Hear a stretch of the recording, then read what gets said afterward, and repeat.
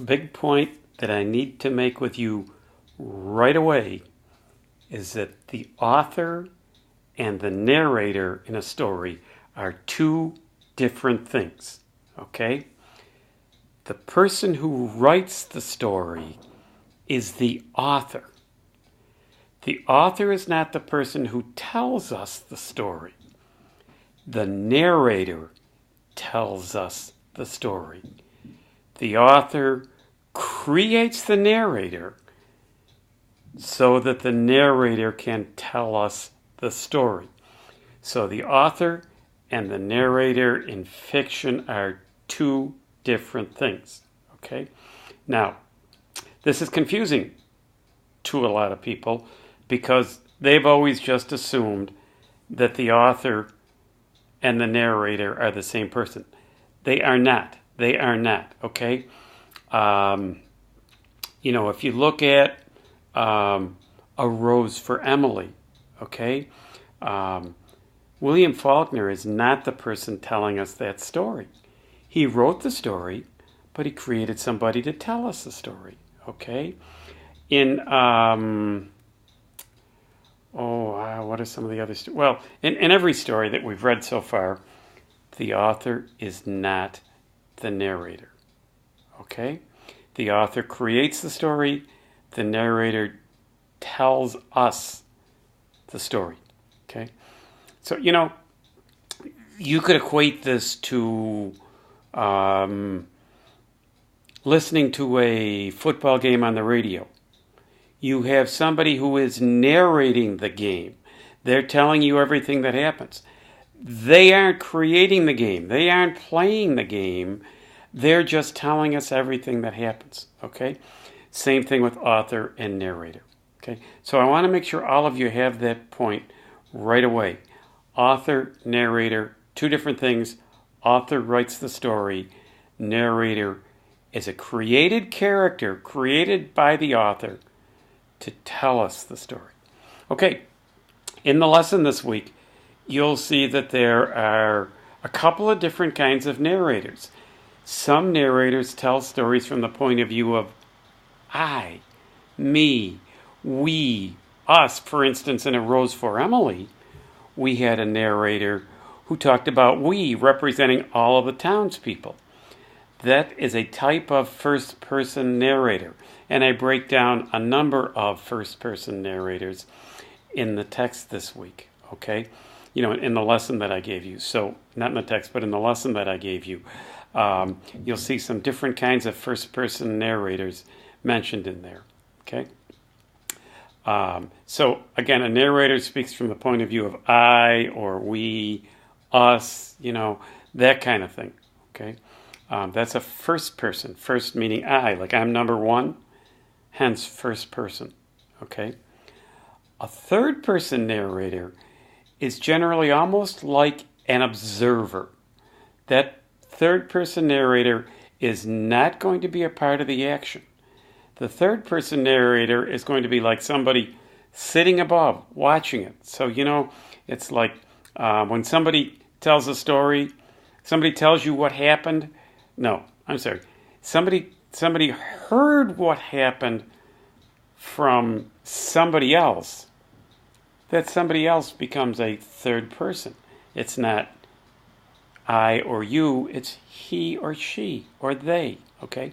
So a third-person narrator is giving us a story from the point of view of they, from the point of view of somebody who is sitting away, watching it all happen, and telling us about it, okay? Why is this important? Because authors choose narrators for particular reasons. Let me give you an example that probably most of you will be somewhat familiar with. Probably most of you have read some of Edgar Allan Poe's short stories. In Edgar Allan Poe's short stories, Poe creates, most of the time, a narrator who speaks to us from the point of view of I. Poe creates a first-person narrator, okay? Poe was so darn good at creating this first-person narrator that the flaws of the narrator people thought were Poe's flaws. What do I mean? Poe would frequently create a narrator who was a drunk or a drug addict or somebody who was semi-crazy, okay? And Poe was so good at creating the narrator to tell it from the point of view of I, that people thought that the I was Poe. Poe wasn't telling the story. He wasn't the narrator in the story. He was only the author of the story, okay? So narrators have different reasons for doing different things in stories, okay? They want to create different kinds of effects. Some stories you want just kind of like given to you impartially, where you just are told this happens, then this happens, then this happens, and you may have to fill in some of the spaces yourself, as you did in A Rose for Emily, right? You had to fill in some spaces for yourself, but we had a narrator just telling us the story. A third-person narrator generally is not going to be involved at all.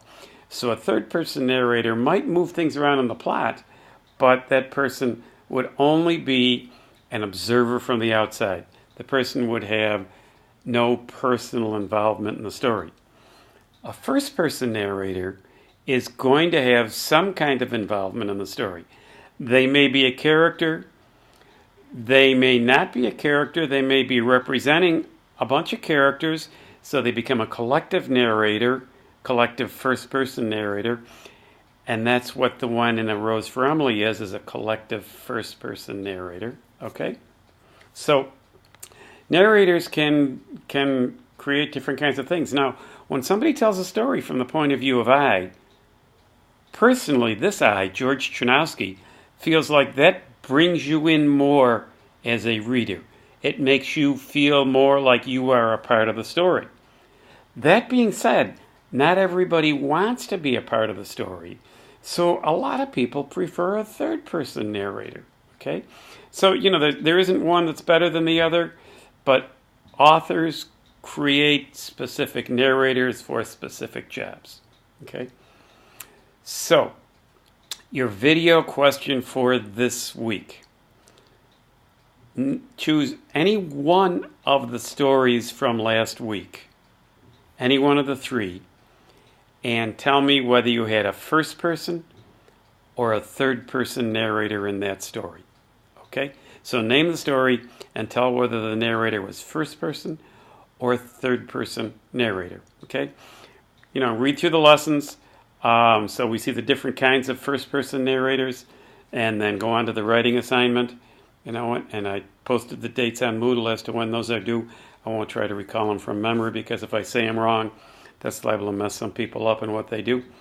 And have a good week. Questions, you know where to get me. You guys are doing great.